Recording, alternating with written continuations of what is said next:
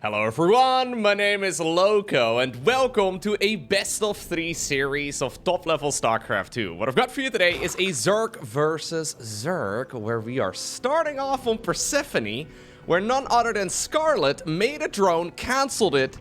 Okay, and apparently immediately goes for the 12 pool. Now her opponent all the way in the top left, looking to build a pretty normal, what is looking like a hatch first start right here. But the blue Zerg pieces are looking inside of the main base of Reynor. Now, I was just going through my replay packs this morning, and I realized that this is a series I had not actually casted yet. It was on my list of series to cast, but I guess other tournaments popped up and I got distracted. Either way, this particular match was played during the RSL, and I think as of me casting it, it's like maybe a month and a half old or so. I think for some matchups, that may be a little bit much. Especially the meta in like Zerg versus Terran, for example, with the Cyclone shenanigans. It's developing quite rapidly, but ZVZ doesn't change nearly as much as Scarlet is already showing us right over here. We're gonna rush a whole lot of Zerglings straight across the map. Now, I can't really blame her, truth be told. Reynor is one of the scariest players in the world. And facing off against them in a macro game is really, really difficult. So you may as well go ahead and give this a shot. Here's the kicker though, when it comes to top level players in SC2, they're also usually very good when it comes to defending early game all-ins. Now, sadly here for Reynor, he's decided to leave that second Overlord at home. The first Overlord only just now catches a glimpse of the 7th and the 8th Zergling going across. So right now, Reynor will start the defense, but it's still going to be difficult. Crisis management has to be on point. This is going to be Banelings on the back of this as well. It looks like we have gas for just about 2 of them, so I'm assuming these 2 right over here, within vision of the Overlord. They will be morphed indeed into Banes.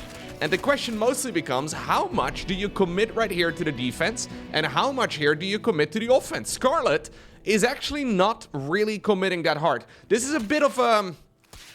Look, I know that this is a 12 pool rush as we have the Banelings going in, but I think she's gonna be droning behind.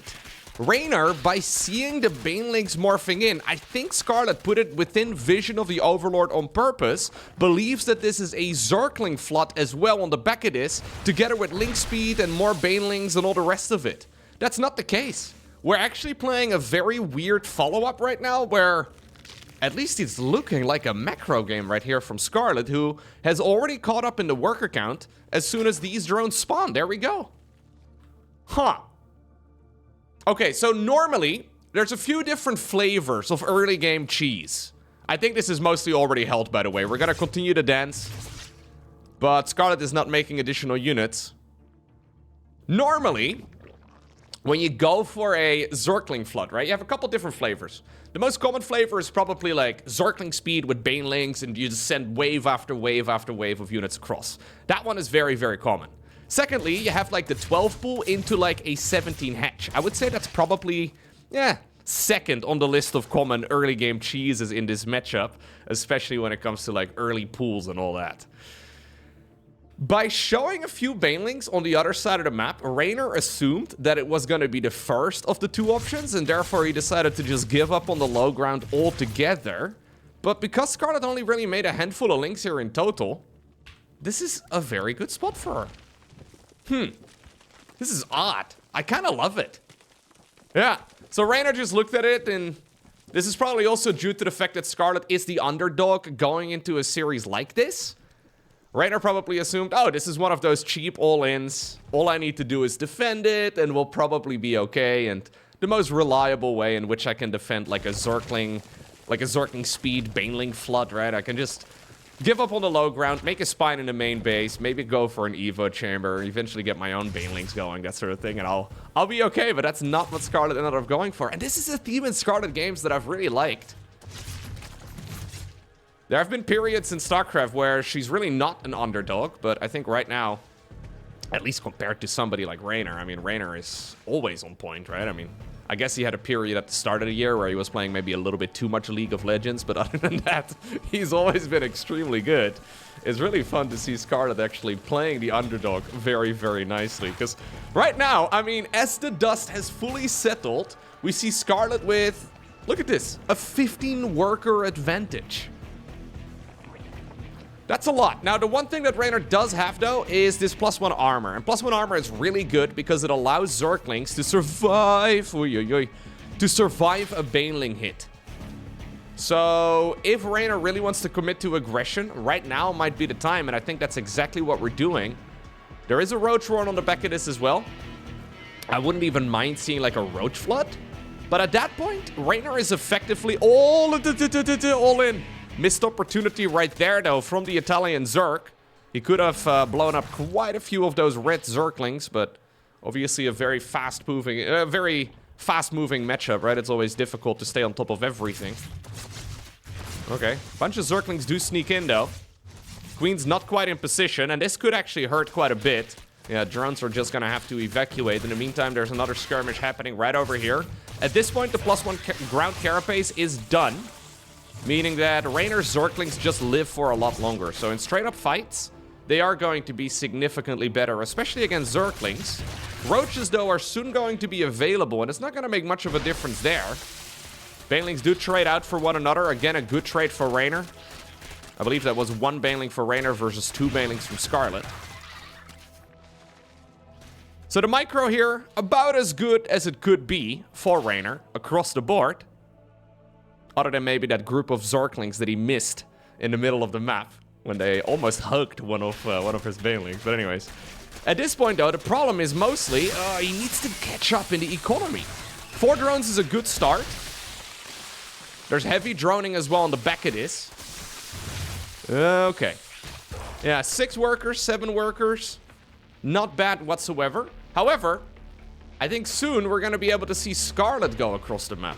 Her evolution chamber is finishing up the +1 attacks. We have the same thing as well for the roaches. These upgrades are lined up quite nicely.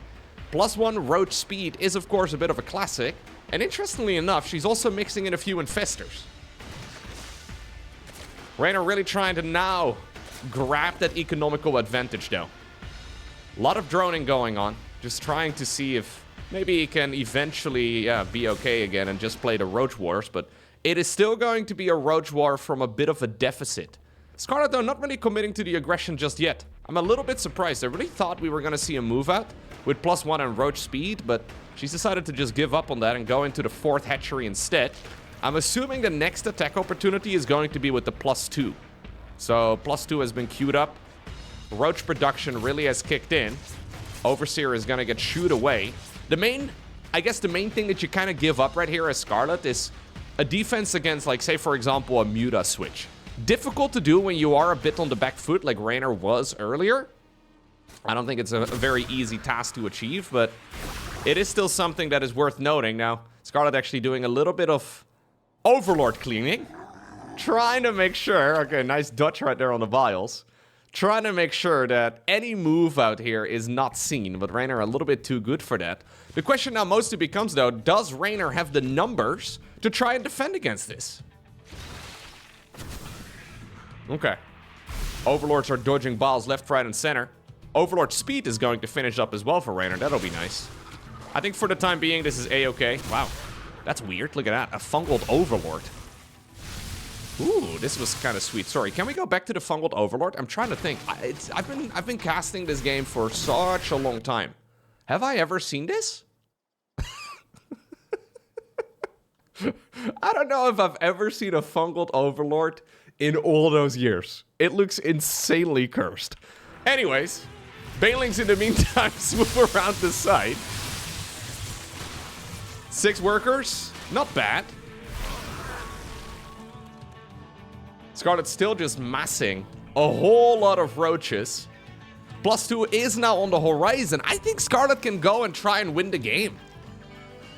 I feel like the more time she gives to Reynor, the harder it's going to be. Like, Reynor's his mid to late game is going to be absolutely monstrous. Just so difficult to deal with the sheer amount of APM. Not that Scarlet is a slow player, but I feel like this is your time to strike. She wants to wait for +2, but it's it's such a slow upgrade. There was, by the way, an Overlord, ready to move out as well. That's this one right over here. So 1 Dropper Lord made by Reynor. Trying to see if there's maybe some counterattack potential, but it also, of course, does mean that there will be 4 less roaches in the base defense, and that is significant. A few of those fungals to try and slow down the retreat. Oh, there's another one. Not bad. Yeah, I think this is the army. +2 missile has finished. Good fungals here across the board as well. Roaches sneak around the site. Scarlet now jumps on top of the Ravagers. I kind of love this. Not what I expected at all. GG. Next up, we find ourselves on the grid. Sadly, I haven't been allowed to do that all too much because this map has not been popular. But I kind of love it. Scarlet has decided to once more go for a 12 pool. Okay. Sure. I mean, it worked in the previous game. Why not? Why not? Alright, well, is Reynor once more going for a hatchery first? That's mostly my question, because if you do that build that Scarlet just went for in the first game, right? If you go for the 12 pool, just a few Banelings, and you do it against the pool first opener, oh, you are so dead. Scarlet is already dead. She doesn't even know it yet. We're looking at a dead Zerg right now. This is absolute worst case scenario for somebody who goes for a 12 pool, especially if she does the exact same variant again. Now, I don't think that's going to be the case, judging by the fact that we don't have a gas geyser yet. But you basically... Okay, here's the problem, right? It takes time for those Zerglings to go across the map. And during all of this... Oh, no. Oh, no. She wants to go for a spine crawler rush. She's planning on building the spines over here. Spoiler alert, there's not going to be creep. Oh, jeez. Okay.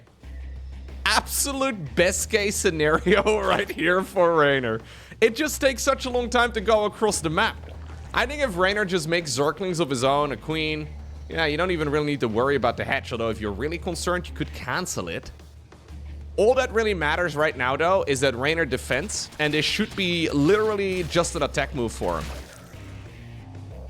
And this is the big gamble that you take. Yeah, Scarlet doesn't want to go for the natural.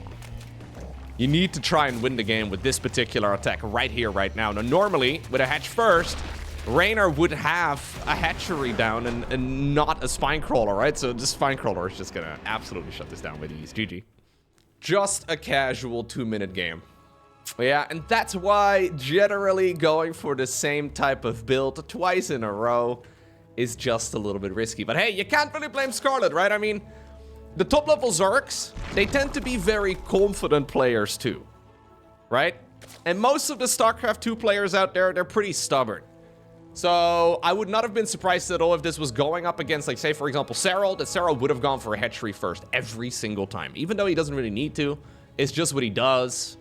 And even though pool first is probably the better choice if you are the favorite, you may as well go ahead and, well, go for the pool first instead every once in a while. So intelligent choice right there by Reynor. Not falling for the same type of trick twice. Although, cool attempt as well by Scarlet, right? I mean, this could have been a 2-0 victory in under 10 minutes. Gotta hand it to her. Good attempt. But now we're gonna have to come up with a new plan. So far, Reynor is very much so the one that needs to figure out how to defend whatever Scarlet is gonna throw at him, right? Like, whatever is gonna happen. Hatch gas pool here makes sense. Now, note that this is a 15 hatch opener. Interestingly enough, we have both players going for the 15 hatch here. So, a little bit safer across the board, of course, compared to, like, say, a 16 hatch. If you go for, like, the 13 supply Overlord or whatever. We see a lot of 15 hatch builds these days, just because it just makes life a little bit easier across the board.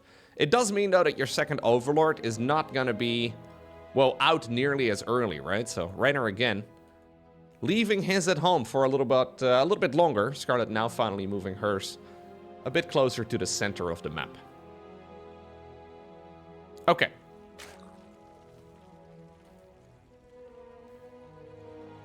I'm curious to see if we're gonna have another cheese, right? Because there is a lot of cheese that you can employ as a Zerg player. For example, what could Scarlet do? She could go and hide a Roach Warren. She could try and hide a Evo Chamber and go for a very quick +1 melee.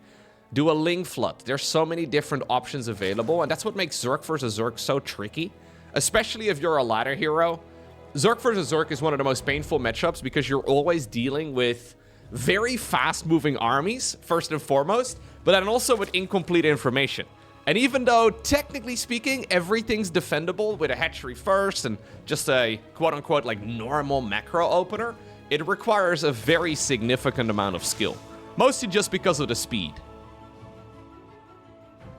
The speed at which units run across the map, the speed at which the micro is required, the accuracy that you need on the mouse. Even if you know all of the moves, oftentimes your brain is a little bit faster than your hands are, and it's a real issue in this matchup. Alright, let's see. Zerglings chasing each other around. So far, though, by the way, very normal build here from the both of them. Yep. Baneling nests as well. Fair enough. So, where are we gonna take this right now? Do we go for any sort of shenanigans, Scarlet, or do we really just play a normal game? Whatever that means in ZVZ in 2025. Well, most of the time, a normal game starts off with a little bit of that Zergling, Baneling micro and then into roaches. These days, it's quite popular as well to go into the Spire play. Although, maybe not as popular as it once upon a time was. Reynor is, by the way, the one who decides to be the aggressor here. So we have a lot of Zerglings ready to go. This does mean, of course, that he's behind in the worker count, but maybe getting a council on the opponent's third hatchery can justify it. Scarlet making a whole lot of Zerglings of her own. I think this is pretty much the perfect amount of Zerglings here from Reynor. Banelings are going to be prepared, but they won't be showing up in time. Well, they show up right now. Hatchery is gone. And so are the Zerglings. Brilliant little move right there by Reynor, making just the right amount of links. If you had two more, you would have killed the hatchery too quick. If you had two less, the Banelings would have arrived in time, and that is that level of refinement that we've come to expect. Now, though, Scarlet has been making a lot of units defensively. She's going to be the one now on the counterattack. It'll be up to Reynor to overmake defensive units this time around, and then the journey continues again. This time around, though, the defense here from Reynor will be with roaches rather than Zerglings. I don't believe Scarlet is going to be able to do the same job, though, that Reynor just did on the other side of the map. I don't believe she has enough to kill the hatch. No, not even close. Roach Warner coming up for her right now, though, together with the +1 missile. I'm really still thinking about that 12 pool from the first game. Like a 12 pool into a quick roach, or a quick baneling nest rather, but then only mining enough gas for 2 banes is really kind of brilliant. Just trying to force an overreaction out of the opponent is actually very clever.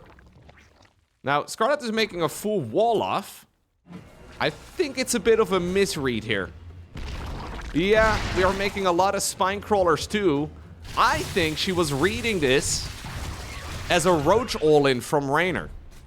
So she was already ready to give up on the third and just defend with spine crawlers on top of the natural expansion, but that is a misread that's gonna cost her dearly. I mean, at least she realized. It would have been worse if all of those spine crawler finished up, right? I mean, at that point, yeah, you can defend against an all-in that isn't coming. Congratulations. But Rainer's economy would just be through the roof. Reynor actually just following this up in a very normal manner, so I'm assuming roach speed will start up. Yep, there we go. Lair is now done. It's these fake outs, right? So Reynor keeps moving out onto the map. It's like, I'm gonna attack you right now! Psych! And then we move back home. As long as there's no large numbers of Zerglings, and Scarlet really doesn't want to be making links at this point, it's all good. Reynor also knows the timing of the lair or the lack thereof. As long as you know that your lair was quicker than the opponent, and you start up roach speed immediately when your lair is done, it basically means that you are always going to have the fastest moving roach army, so you're effectively free to go for these plays right over here. And this is super annoying for Scarlet, because she's gonna get paranoid, right? Like, you see these move outs all the time. Reynor just taking his roaches on a little walk, but every time the roaches go on a little walk, Scarlet should probably consider just droning instead. But that is much easier said than done. Now, she does have the upgrade advantage here, so that's nice. The +2 here started up quite a bit before that of a Reynor. Reynor going into the +1 missile right now, but we are going to be seeing a move out here in just a moment, and I think it's going to be a very scary army here for Reynor. We've been going back and forth the entire way through, but the theme of this game so far is that Reynor has had the bigger economy for the majority of the time. And that just allows so many more units. At this point, we're talking 35 roaches versus 19. A little bit of an Overlord highway as well. A couple of the opponent's Overlords get biled down. There is a fourth hatchery building in the top left-hand corner, but that's about the last thing Scarlet needs. Because Scarlet really does need a bunch of units right now, but she can't because she was supply blocked. Oh no, perfect timing attack right here by Reynor. Ever since that hatchery snipe, this game has been an uphill battle for Scarlet. And this is exactly what Reynor was hoping for going into this series. Game number 1 was a little bit of a cheeky one. Game number 2, I mean, we had a very cheeky attempt there too. Would have been brilliant if it was actually a hatchery first there from Reynor, but not quite the case. Either way, game number 3, I think it's pretty clear that Reynor here was the better player, but I mean, this is obviously Zerg for the Zerg, right? I mean, anything can really happen.